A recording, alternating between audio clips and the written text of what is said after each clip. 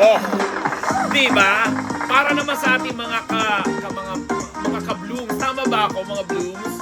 Yung beanie, oy, di ba? No, kasi grabe sa dami ng mga accomplishments, achievements, at sa dami ng mga inaibibigay sa atin ng mga honor, dahil ang beanie nga po ay isa na ngayon sa pinaka maituturing nating sa panahon na to, maituturing natin na grupo ng mga P-pop girls, mga Pinay talent na talaga naman nagmamarka na sa international scene, nakikipagsabayan sa husay, sa ganda, sa mga ginagawa nilang mga activities. Kaya siguro may mga samot-sari na ring mga hindi maiiwasan talaga na binabato ng mga intriga, ng mga issue, at ang pinakahuling ang biktima nga rito ay itong si Beanie Aya na alam mo naman ang mga fans minsan talaga mga seloso yan mga nagsiselo siya sa kung sinong nauugnay dyan, at parang pinalalabas nila ngayon na dahil nga merong nalilink na special friend itong si Beanie Aya sa katauhan ng PBA Cager, isang professional basketball player na si Kailan Chongson, nag-1+1+1 na ang mga tao, lalo-lalo na yung mga kumukontra. Gusto kong sabihin gamitin yung salitang kumukontra, kasi daw dito nga nagsisimula ang conflicts ng pagkakaroon ng mga hiwa-hiwalay, yung mga issue na makakaapekto sa buong grupo. So, nang lumabas itong issue mga 3 weeks ago, lumabas yung issue na nanood ng basketball game si Beanie Aya sa Araneta, at nakunan nga na ang sinusuportahan niya yung bagong kaibigan niyang itong si Chongson, si Kailan. Tapos nasundan pa yan dahil doon nagkaroon ng mga post ng reaksyon ang mga blooms na hindi sila natutuwa na nai-involve sa isang lalaki yung hinahangaan nila. Tapos nasundan pa yan ng iba pang photos kung saan makikita mo itong si Beanie Aya along with other friends nila ni Kailan, kasama rin yung mga ibang mga PPA players at mga supporters din, at siguro mga financiers ng Beanie, na parang sa isang dinner may mga ganong photos na lalo pat nasundan yon ng isang post ni Kailan Chongson na sinasabi niya na parang bigyan naman natin o respeto natin yung privacy, yung space na yon ni Beanie para sa kanyang personal na buhay, or something to that effect, yung words to that effect na post niya, na binash ng mga blooms, ng mga supporters, or kahit siguro hindi natin sigurado kung lahat supporters na parang sinasabi nila na hindi makakatulong yan, sumasakay ka lang sa issue, hindi ka naman kilala bilang isang basketball player, may mga gano'n. Tapos may mga nabasa pa ako doon na parang comment na sinasabi nila na sumasakay nga daw, ginagamit nga daw nito ni Kailan Chongson si Beanie Aya. Although si Aya naman ay nagbigay na rin ng kanyang statement na hindi niya dinideny ang friendship, pero yung friendship lang na but the thing is may mga ibang mga blooms or may mga ibang supporters itong Beanie na sinasabi nila na may mga sekreto, quote unquote, may mga sekretong karelasyon yung ibang members. Sa 8 members na yan ng Beanie, yung iba daw talaga doon ay mayroon ng mga matatawag nating masayang love life. But the thing is, parang itinatago lang sila sa likod ng popularity nito mga girls na ito, kasi nga mas priority syempre nila bilang grupo yung mga ginagawa nila, yung engagement nila, yung mga schedule nila na kailangan nagkakaisa silang lahat, wala talagang pwedeng maiwanan kasi sa 8 mga miyembro ba naman kailangan alam mo pag sinabing isang araw para lang diyan. So parang ang sinasabi dito, walang pwesto, walang space, walang muwang ang pagkakaroon ng usapin sa puso ng mga miyembro dito, kasi nga ang ipaprioritize nila dapat ay yung common goal para sa lahat, para sa buong grupo, na nakikita naman din natin ang resulta right now na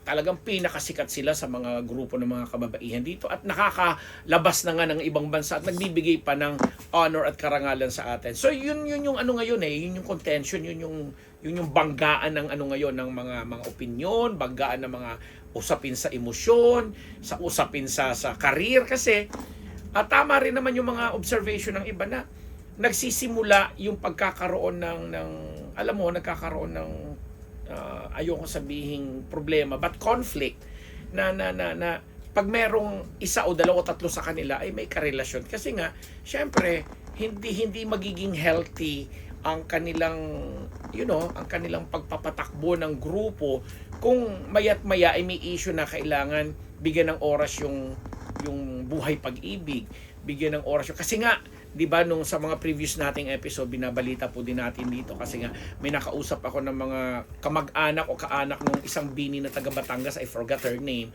na sabi nga nila for quite a time, siguro mga 3 buwan na hindi man lang nakikita or nabibisita nitong bini member na ito ang kanyang pamilya sa Batangas, pero nagkakaroon naman sila ng communication via ganito, telepono, nag-uusap sila, nagzo-zoom sila and so on and so forth. Pero syempre iba yung may personal kang touch eh. So parang ang sinasabi natin dito sa tinatamasang tagumpay nitong bini, talagang wala talagang ayoko sabihin karapatan, pero wala talaga sigurong yun na nga espasyo o puwang ang pagkakaroon ng usapin sa pag-ibig. But the thing is, mapipigilan ba natin ang puso?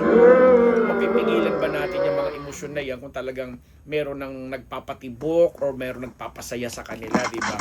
So, yun nga siguro, i-address natin na maayos kasi nakakapanghinayang din naman kung sa mga ganitong issue magpapa-apekto o masisira ang bini and yung mga followers nila na mga tinatawag na natin mga blues at mga followers nila na medyo alam mo yung dikit na dikit ang klase ng paghanga, yung pagbibigay nila ng adulation, adoration sa mga members na ito na to the point nga na sinasabi natin na parang gusto nilang diktahan ang emosyon ng mga ito. Pero yun na nga, aabangan natin yan sa mga susunod na kabanata kasi hindi natin saklaw ang mga usapin na yan. But itong issue na to, kaya namin binavlog at pinopodcast kasi nga may mga ganito na rin klaseng reaction at medyo hindi natin nakuha pa yung side ni PBAK Jersey Kailan Chongson kasi mukhang okay naman ang friendship nila pero hindi nga natin alam kung hanggang nasaan yung friendship nila lalo pat bukod sa panonood ng basketball ay may mga outside pa silang bonding na nagaganap na hindi natin alam kung paano nga naisisingit sa schedule nitong napaka-busy nitong si Bini Aya. O, yun lang. Mga ka-blooms dyan, relax, ching, chill lang.